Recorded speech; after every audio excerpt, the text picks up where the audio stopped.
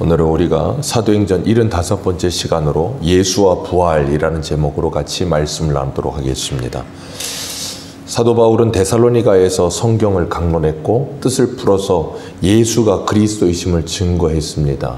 그리고 그 메시지를 들었던 경건한 헬라인 큰 무리와 귀부인들이 바울과 실라를 따랐고 그 모습을 유대인들이 보면서 시기해서 사람들을 선동해서 소동을 일으켰죠. 그리고 데살로니가에서 쫓겨나서 베레아로 갔던 그들은 베레아에서도 복음을 전했어요. 그리고 베레아 사람들은 데살로니가 사람보다도 더 너그러워서 하나님의 말씀을 간절히 받으면서 그 받은 말씀이 그러한가 하여 성경을 상고해 보며 날마다 그 말씀을 묵상하는 일에 힘쓰는 사람들이었다 그랬어요. 그런데 그 소식이 데살로니가 사람들에게, 데살로니가에 있는 유대인들에게 들리니까 80km나 떨어진 그곳을 원정까지 와서 사람들을 또 불러다가 소동을 일으켜서 바울을 이 베레아에서 아덴으로 또 쫓겨가게 합니다. 참 유대인들의 열심은 특심입니다. 하나님의 나라의 복음이 확장되는 것을 사단이 그냥 두고 볼 수 없기 때문에 사단의 역사도 더 득세한다 그랬어요. 그런데 재밌는 건 유대인들이 그렇게 시기하고 질투하여 선동해서 바울을 핍박하면 핍박할수록, 그리고 사단이 하나님의 나라가 확장되거나 막으려고 하면 할수록 하나님의 나라는 더 크게 확장돼요. 바울이 가는 곳마다 예수의 복음이 증거되면서 바울은 더 많은 곳에 복음을 전할 수 있게 되어져요. 바울이 아덴으로 쫓겨가서 자기를 아덴으로 데려온 형제들에게 실라와 디모데를 데려다 달라고 부탁을 하고 아덴에 머무르지요. 아덴에서 베레아는 한 일주일에서 한 열흘 길 된다고 하니까 바울이 실라와 디모데를 기다리려면 아덴에서, 지금으로 말하면 그리스 아테네예요. 아테네에서 한 일주일 이상 기다려야 돼요. 그러니까 가만히 있을 수 없으니까 동네를 돌아다녔겠죠. 근데 아테네에 가보면 알지만 신전으로 가득합니다. 뭐 신전부터 해서 우상부터 해서 조각상들이 얼마나 많은지 몰라요. 그 당시 아테네가 인구가 2만인데 신상, 우상들이 한 3만, 4만 개 정도 있었다고 하니까 사람 숫자보다도 많을 만큼 그렇게 신이 많았어요. 그러니까 바울이 거길 돌아다니면서 보고 나서 한 이야기가 뭐예요?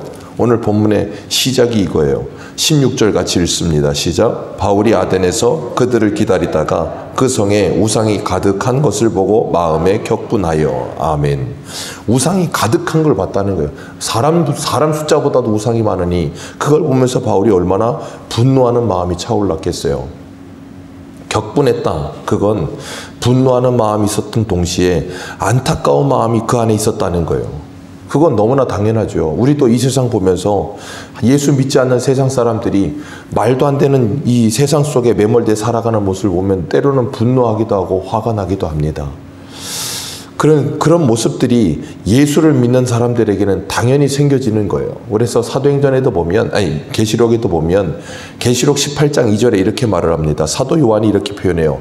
힘찬 음성으로 외쳐 이르되 무너졌도다 무너졌도다 큰 성 바벨론이여, 귀신의 처소와 각종 더러운 영이 모이는 곳과 각종 더럽고 가증한 새들이 모이는 곳이 되었도다. 그 음행의 진노의 포도주로 말미암아 만국이 무너졌으며 또 땅의 왕들이 그와 더불어 음행하였으며 땅의 상인들도 그 사치의 세력으로 치부하였도다 하더라. 또 내가 들으니 하늘로부터 다른 음성이 나서 이르되 내 백성아 거기서 나와 그의 죄에 참여하지 말고 그가 받을 재앙을 받지 말라. 아멘. 반모섬에서 하나님의 계시를 받은 사도 요한이 바라본 저 큰 성 바벨론, 당시의 큰 성 바벨론은 로마 제국을 말하죠.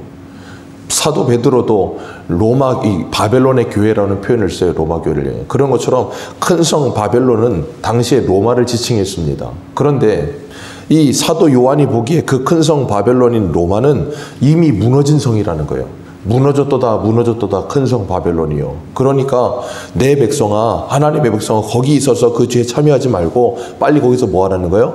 나오라는 거예요. 우리도 세상을 바라보면서 저 세상을 바라볼 때 우리의 믿음의 눈으로 바라볼 때 세상은 장망성인 거예요. 장차 무너질 성이지 저것이 영원할 성이 아니라는 거예요. 그렇기 때문에 우리는 그 성을 바라보면서 어떤 마음을 가져야 정상이에요? 오늘 바울 16절에 말하는 것처럼 마음에 격분하는 마음, 세상이 타락해가고 점점점 세상이 음행이 가득해져가고 악이 가득해져가는 모습을 보면서 분노하는 마음이 우리 안에 있어야 정상인 거예요. 그런 안타까운 마음을 가지고 바울이 한 일이 뭐예요? 말씀을 전하죠. 17절에 회당에 들어가서 유대인과 경건한 사람들과 하나님의 말씀을 전하고, 또 장터에서는 날마다 만나는 사람들과 변론을 했다 그랬어요. 그러면서 바울이 변론하면서 한 게 뭐예요? 딱 하나밖에 없습니다. 예수와 부활을 전했어요. 그 중에는 18절에 보면 철학자들이 나오는데 두 철학자가 나와요. 에피큐로스하고 스토아 그랬습니다.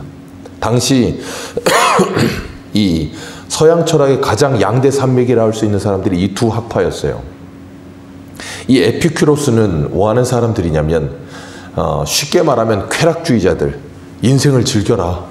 사람의 육은 악하고 영은 선하니까 인생은 즐겨라. 그러는 사람들이었고, 스토아 학파 사람들은 그 정반대 급부로 우리가 인생을 즐기는 게 아니라 우리가 이 땅에서 절제하며 금욕하는 삶을 살아야 된다. 그렇게 생각하는 사람들. 그러면서 이성으로 본능을 지배하는 삶을 살아야 된다. 그런 사람들이었어요. 그래서 이 스토아파 사람들의 영향을 받아서 영지주의가 나오게 되고 그런 일이 일어난다 그랬잖아요. 그런 것처럼 쾌락주의로 가든 금욕주의로 가든 사람은 항상 그 양극단으로 달리게 돼 있는데, 그 양극단으로 달리게 되면 사람은 항상 타락하게 돼 있다고 말씀을 드려요.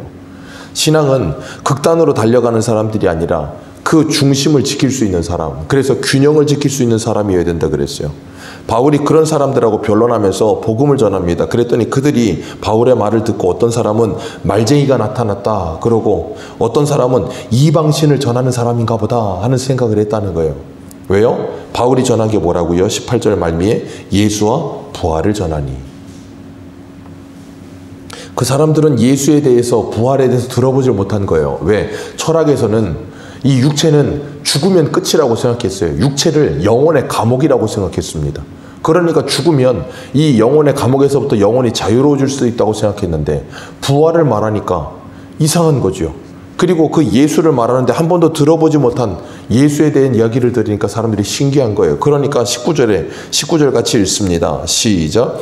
그를 붙들어 아레오바고로 가며 말하기를, 내가 말하는 이 새로운 가르침이 무엇인가? 이 사람들이 뭔가 새로운 거예요. 그러니까 그걸 좀 알려달라는 거예요. 왜 그런가 하면 이 아덴 사람들의 특징이 21절에 나옵니다. 모든 아덴 사람과 거기 나그네 된 외국인들이 가장 새로운 것을 말하고 듣는 것 외에는 달리 시간을 쓰지 않음이더라.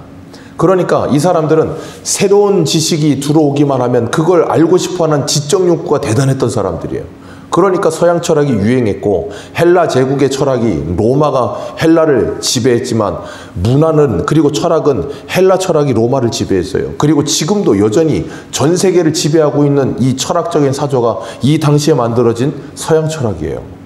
거기서 벗어나지 않아요.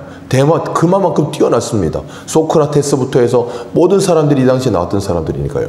그러니까 이 사람들이 하는 일은 그런 철학적 사색과 지적인 것을, 뭔가를 새로운 걸 추구하는 일에만 늘 급급했던 사람들. 왜 그런가 하면 이 사람들이 할 일이 없어요. 당시 이 아덴의 상류층 사람들은 일할 필요가 없어요. 돈이 많으니까. 일은 누가 하냐면 밑에 있는 노예들이 합니다. 노예들과 종들이 일하고, 이 사람들은 먹고 즐기고 아니면 사색하고 철학하고 그런 것만 하는 사람들이었어요. 그러다 보니까 바울이 와서 자기들이 들어보지 못한 새로운 이야기 하니까 신기한 거예요. 그 일이 뭘 이야기하는지 모르지만 들어보지 못한 새로운 이야기 하니까 좋아서 뭐예요? 새로운 이야기 우리에게 들려달라는 거예요. 흥미롭다는 거예요. 그건 이 당시 사람이나 오늘날 사람들이나 똑같습니다. 오늘날 사람들이 뭘 좋아해요? 새로운 거 좋아합니다. 기존에 있던 걸 좋아하는 사람들 별로 없어요. 그래서 뭐든지 새로워야 돼요. 그러니까 차를 사도 뭘 사요? 새로운 차. 기존의 차와 안에 있는 내부가 똑같아도 외부만 달라지면, 그래서 페이스 리프트라고 하잖아요. 겉에만 다르게 만들면 새 차가 되는 거예요. 그러면 그게 인기 가지고 또 팔려요. 그리고 뭐 가전제품도 새롭다라고 말하면 다 삽니다. 그러니까 유행에 밀리면 한 2, 3년 쓰면 다 바꾸는 계속 사고 계속 바꾸고, 그러니까 쓰레기는 점점 늘어나고. 사람들은 물질도 그렇고 무슨 뭐 자동차, 집, 아니면 뭐 사람들이 있는 옷, 모든 걸 다 새로운 걸 추구합니다. 그런데 새로운 걸 찾다가 아무리 찾아도 새로운 게 없을 때는 어떻게 돼요? 이젠 과거로 돌아가죠. 그래서 레트로, 복고 그러면서 옛날에 하던 것 또 합니다. 그러니까 성경이 진리예요. 솔로몬이 전도서에 뭐라 그랬습니까? 해 아래 새 것이 없도다. 해 아래 새 것은 없습니다. 항상 있던 것이 그대로 또 옵니다. 그런데 사람들은 항상 새로운 것에 목말라 있어요. 왜 그런가 하면 이 사람 안에는 공허함이 있어요. 채워지지 않습니다. 아무리 새로운 걸 가져도 이 사람들을 보십시오. 항상 새로운 걸 추구했다고요. 그런데도 불구하고 또 새로운 게 나오면 거기에 또 목말라요. 그러면 다른 또 새로운 게 나오면 거기에 또 목마르겠죠. 그게 사람이거든요. 예레미야가 그래서 이렇게 말해요. 예레미야 2장 13절 한 군데 가보겠습니다. 예레미야 2장 13절. 사람이 왜 그런가?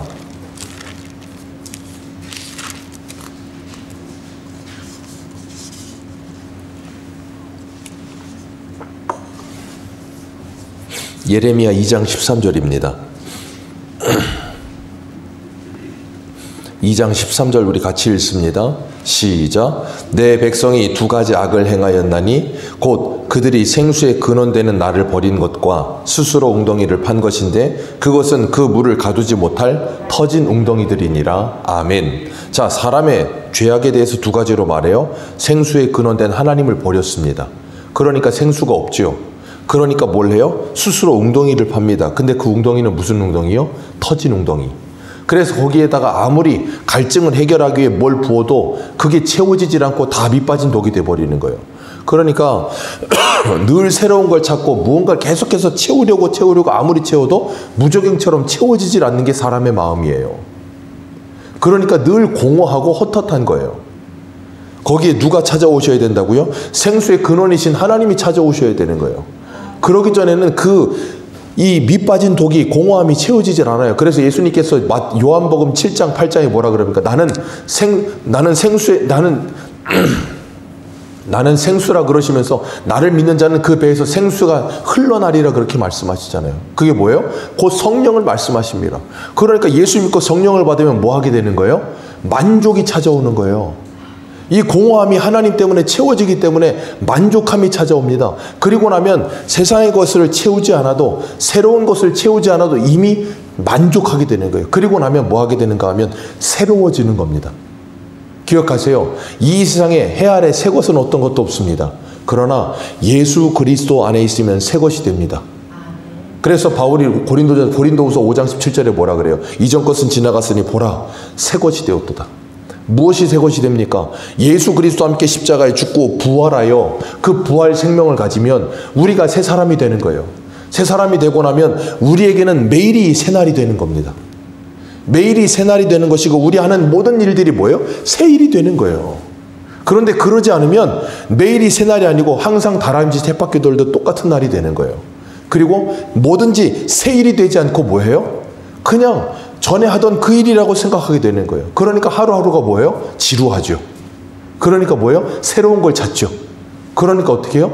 내가 있던 곳에서 떠나 다른 곳을 가보기도 하고 뭔가 새로운 걸 맛보기도 하고 뭔가 새로운 걸 자꾸 찾는 거예요. 그래야 뭔가 리프레시 되는 것처럼 생각해요. 아니요. 그런 건 평생을 해도 리프레시 되지 않습니다. 우리는 예수 그리스도 안에 있을 때 새로워질 수 있어요. 예수 그리스도 안에 있을 때 우리들이 새로움을 발견할 수 있어요. 그리고 나면 하나님의 은혜는 날로 새로워지는 거예요. 그래서 우리 예레미야 애가 한 군데 보겠습니다. 예레미야 애가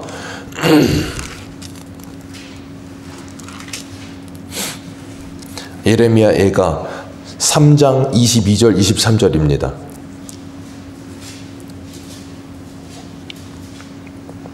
예레미야가 3장 22절 23절 우리 같이 읽겠습니다. 시작. 여호와의 인자와 긍휼이 무궁하심으로 우리가 진멸되지 아니함이니이다. 이것이 아침마다 새로우니 주의 성실하심이 크도소이다. 아멘. 아침마다 뭐하다고요? 새롭다고요. 뭐가요? 하나님의 인자와 긍휼과 무궁하심이, 하나님의 말씀이 날마다 새롭다는 거예요. 어떻게 가능합니까?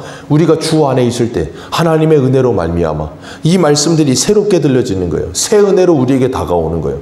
그래서 우리가 평생에 듣던 말씀, 평생에 읽던 말씀임에도 불구하고 이 말씀이 어떻게 해요? 새롭게 들리는 거예요. 그게 하나님의 은혜인 겁니다. 그렇기 때문에 우리가 하나님의 말씀을 듣는 것이 얼마나 복된지 몰라요. 제가 그젠가 희교 청년이랑 이야기하다가 뭔가 좀 희교 청년이라는 말에 뭔가 좀 뭔가를 얻었어요. 그게 뭐냐면 그 희교가 하는 말이 무슨 이야기를 하다가 자기가 나이가 이제 30이 넘어가니까 10대 때랑 20대 때랑 30대 때랑 자기가 생각이 달라지더라는 거예요. 그리고 뭔가를 바라보던 시선이 달라지더래요. 그래서 그랬어요. 야, 너 큰 깨달음을 가졌다. 세상은 변하지 않는데 네가 나이가 먹으면 세상이 달라 보이지. 그게 바로 새로운 거야 라고 말해줬어요. 하나님의 말씀도 마찬가지예요. 똑같은 말씀입니다. 내가 외우고 있는, 암송하고 있는 말씀이라 할지라도 내 나이의 수준에 따라, 그리고 내 신앙의 수준에 따라 그 말씀이 새롭게 다가와요. 새롭게 은혜가 찾아오게 되는 겁니다. 그렇기 때문에 우리가 예수 안에 있지 않으면 새로운 걸 발견하지 못해요. 항상 똑같은 거예요. 그래서 바울이 그들에게 하나님의 말씀을 전하면서 뭐라 그랬는가 하면 그들과 변론할 때 바울이 전했던 말씀이 뭐예요? 우리 이 18절 다시 한번 읽습니다. 18절입니다. 시작. 어떤 에피큐로스와 스토아 철학자들과 바울과 쟁론할세 어떤 사람이 이르되 이 말쟁이가 무슨 말을 하고자 하느냐 하고 어떤 사람은 이르되 이방신들을 전하는 사람인가 보다 하니 이는 바울이 예수와 부활을 전하기 때문이로라. 아멘. 그리고 그들은 새로운 가르침인 줄 알고 우리에게 그것을 알게 해달라고 해요. 그리고 21절에 그들이 새로운 것을 말하기를 달리 시간을 쓰지 않는다 그래요. 그러니까 바울이 뭐라 그러냐면 22절에 바울이 아레오바고 가운데 서서 말하되 아덴 사람들아 너희를 보니 범사에 뭐가 많도다? 종교심이 많도다. 왜요? 너희들 보니까 우상이 가득하다. 23절에는 알지 못하는 신에게라도 그러면서 그 새긴 단을 만들어 놓고 너희들이 거기다가도 제사를 지내는 거 보니까 너희들은 참 종교심이 많구나. 그런데 이 모든 것은 다 쓰잘데기 없는 거다라는 거예요. 왜요? 여러분, 사람이 만들어 놓은 우상은 사람의 마음에서부터 투영되어 나온 것 뿐입니다. 그러니까 우상은 사람의 숫자만큼 많은 거예요. 그리고 오히려 사람의 숫자보다도 우상이 많을 수도 있어요. 왜냐하면 사람 안에는 수많은 우상이 존재하거든요. 그래서 사람이 그 마음속에 있는 우상을 투영하여 외적으로 만들어 놓은 걸 우상이라고 우리가 표현해요. 그래서 바울이 골로새서 3장 5절에 보면 이런 표현을 써요. 그러므로 땅에 있는 지체를 죽이라. 음란과 부정과 사욕과 악한 정욕과 탐심이니 탐심은 우상 숭배니라. 기억하십시오. 우상은 다른 게 우상이 아니에요. 내 안에 탐심이 우상 숭배입니다. 그러니까 자기 숭배 사상에 빠져든다는 게 뭐예요? 내 안에 나의 탐심의 노예가 되어 사는 게 우상 숭배예요. 그러니까 우리는 다 우상 숭배하는 사람들이에요. 예수 만나기 전에 우리는 다 우상 숭배하는 사람입니다. 사도 바울도 사울일 때 우상 숭배하는 사람이었어요. 그가 하나님을 위해 산다고 말을 하면서 가말리엘 밑에서 율법학자로서 열심히 공부했던 그가 예수 믿는 사람들을 잡겠다고 다메섹 올라가다 그 도중에 큰 빛 가운데 예수님을 만나고 나서 어떻게 돼요? 그 눈이 멀었다가 눈에서 비닐이 떨어지고 그가 다시 보게 되고 난 후에 깨달은 게 뭡니까? 그의 삶 전체가 바뀌었어요. 왜요? 자신이 그동안 믿는다고 하던 그 하나님을 자기가 올바르게 믿지 못했던 거예요. 하나님을 우상 숭배하듯 믿었던 거예요.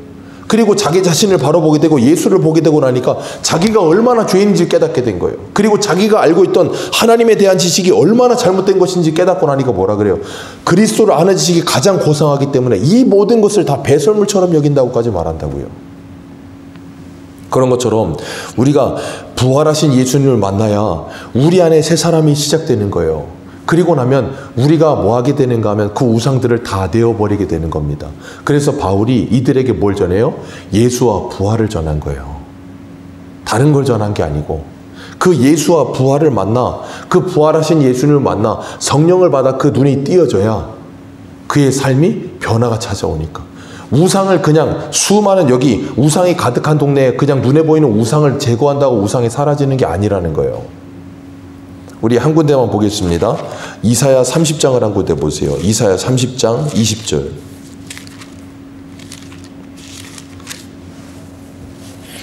이사야 30장 20절입니다.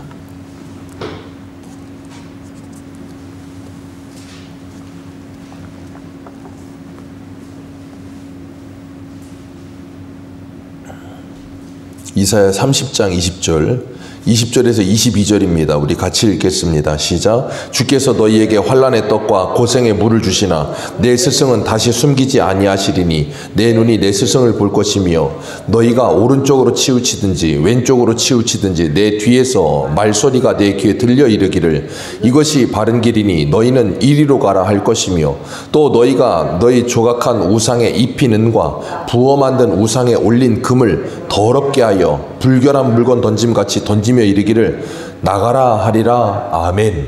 이 일이 어떻게 일어나요? 성령이 임하면 모든 우상을 다 내어 던져버리게 될 거라는 거예요.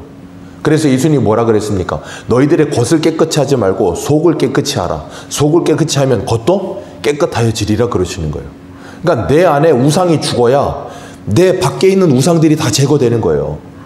내가 우상 숭배하며 살아가는 이유는 내 안에 우상이 있기 때문에 내가 그걸 투영시켜서 우상 숭배하며 살고 있는 거예요. 그래서 부활하신 예수를 만나 내가 그 예수와 함께 십자가에 죽고 나도 예수와 함께 죽은 자 가운데서 부활하여 이제는 내가 믿는 것, 나를 사랑하사 나를 위하여 자기 몸을 버리신 하나님의 아들을 믿는 믿음 안에 살아가는 사람이 돼야 뭐 하는 사람이 돼요?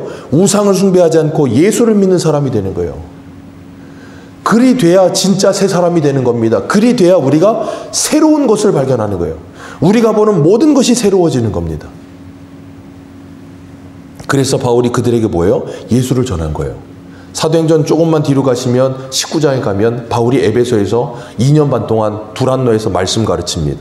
그때 그 말씀을 받은 사람들이 뭐 하는가 하면 바울의 말을 듣고 나서 사람의 손으로 만든 건 신이어야 되는 그 말씀을 믿고 나서 뭐 했냐면 아담이 신전에 가질 않아요. 그리고 아담이 신상도 사지 않습니다. 그랬더니 나중에는 그 신상을 조각해 파는 데메드리오라고 하는 사람들을 규합해서 바울 죽이자 그래요. 왜요? 저 사람이 말씀을 가르쳐서 사람들이 이 신전에 오지도 않고 신상도 사질 않는다는 거예요. 그러니까 바울이 전한 말씀을 듣고 그 속 사람이 변하고 나니까 뭐예요? 우상 숭배가 멈추잖아요. 우리가 하나님의 말씀을 듣고 예수 그리스도를 정말로 믿어 하나님의 사람이 되고 나면 더 이상 우리에게서 우상 숭배는 일어나지 않게 될 줄로 믿습니다. 나를 숭배하던 우상 숭배, 하나님의 이름을 부르고 예수님의 이름을 부르지만 그 하나님의 이름을 부르고 예수님의 이름을 부르면서 하던 우상 숭배를 그치고 진리 안에서 자유를 누리면서 참된 하나님의 새 사람이 되어서 하나님의 말씀을 보게 되는 거예요. 그래서 사도 요한은 요한일서에 뭐라 그랬냐면 내가 너희에게 전하는 계명은 새 계명이 아니라 그렇게 말했어요. 옛 계명, 옛 계명이라. 그런데 그것이 예수 그리스도 안에서 어떻게 해요? 새 계명으로 보여지게 되는 거예요. 하나님께서 십계명을 주신 것을 사람들이 율법주의로 만들어버려서 하나님을 사랑하고 이웃 사랑하라는 것을 깨닫지 못하고 있다가 예수님께 오셔서 뭐 하셨어요? 그걸 해석해 주시면서 마태복음 4, 5, 6, 7장의 산상수훈에서 그 십계명의 말씀들이 전부 하나님 사랑과 이웃 사랑이라는 걸 가르쳐 주시잖아요. 그리고 나니까 그게 뭐예요? 새롭게 보이잖아요. 그러니까 우리가 예수 안에 있으면 하나님의 말씀이 뭐예요? 새롭게 보이는 거예요. 그리고 우리가 하나님 안에 있을 때 사람이 어떻게 보여요? 새롭게 보이는 거예요. 그래서 사도행전에 가면 제자들이 베드로, 요한이 성전 미문에 앉아있던 앉은뱅이 매일 보던 사람입니다. 성전에 기도하러 갈 때마다 매일 보던 그 사람이 새롭게 보이는 거예요. 그러니까 뭐예요? 그 사람을 주목하여 보면서 그 사람을 예수 그리스도의 이름으로 일으키잖아요. 왜? 그전에는 매일 봐도 그 사람을 보면서 아무런 감동이 없었어요. 근데 예수 믿고 나서 성령을 받고 나서 보니까 그 사람을 보니까 뭐예요? 감동이 오는 거예요. 그게 바로 새로움입니다. 우리가 정말 예수와 그 부활하신 주님을 만나고 나면 우리의 삶이 새롭게 시작될 줄로 믿습니다. 이제 우리가 내일 송구영신 예배 드리면 2025년 새해입니다. 새해이지만 새해라 할지라도 정말 예수 안에 있지 않으면 그냥 어제가 오늘입니다. 그냥 숫자만 2025지 그냥 어제랑 오늘 아닙니까? 그것이 새 날이 되려면 우리가 예수 그리스도 안에 있어야 합니다. 그 부활하신 주님과 함께 우리가 이 세상을 살아가면서 날마다 새날을 살아가시고 세상의 우상에 잡혀 있는 인생들에게 예수 그리스도를 전해주며 그들이 그 예수 안에서 그 우상에서 놓여서 새 사람이 되고 새날을 살게 되는 놀라운 역사가 일어나도록 복음을 전하는 저와 여러분들 되시기를 축복합니다. 기도하겠습니다.